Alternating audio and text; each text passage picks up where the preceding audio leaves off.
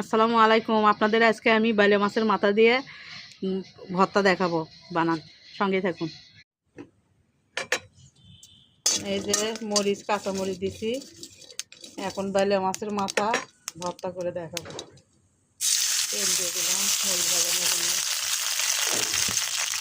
এই তো মরিচ ভাজা হয়ে গেছে, এখন দেবো পেঁয়াজ, রসুন।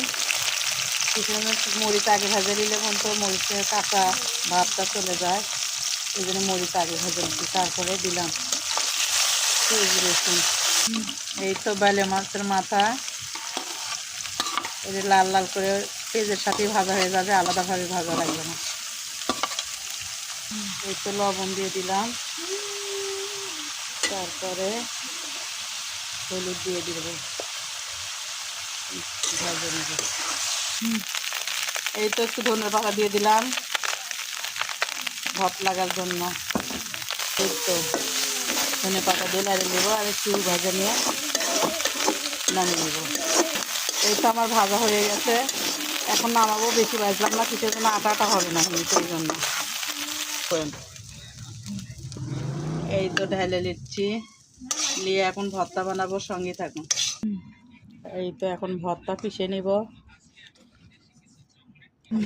এই তো ভর্তা পিষে নিই, সঙ্গে থাকুন। পাটাত পিসার ভর্তা অনেক মজা লাগে, এভাবে ভর্তা বানিয়ে দেখেন। ইচ্ছে করলে সব মাছেরই ভর্তা খাওয়া যায়, ভেজে নিয়ে ভর্তা করবেন, ভালো লাগবে। আমরা তরকারির সাথে বাইলে মাছের মাথা খাই না, কিন্তু আলাদা করে রেখে ভর্তা করলে ভালোই লাগে, খাইয়ে দেখেন একদিন। এই তো ভর্তা বানানো হয়ে গেছে, পিসা হয়ে গেছে। এই তো আমার ভর্তা পিসা। আজ আমাকে ভর্তা ক্যাঙ্কা হচ্ছে, অবশ্যই কমেন্ট করে জানাবেন। আমরা বগুড়ার মানুষ কে ক্যাঙ্কা খাই জানি না, আমি তো বাইলে মাছের মাথা দিয়ে ভর্তা বানাচ্ছি। আর আপনারা বোনেরা ভাইয়েরা ক্যাঙ্কা করে খান তাও তো জানি না, এই তো আমি বানালাম।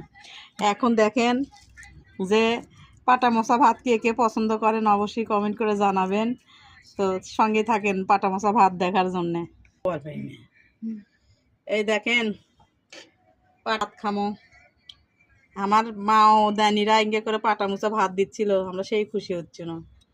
এখন আমি খাচ্ছি পাটা মোচা ভাত।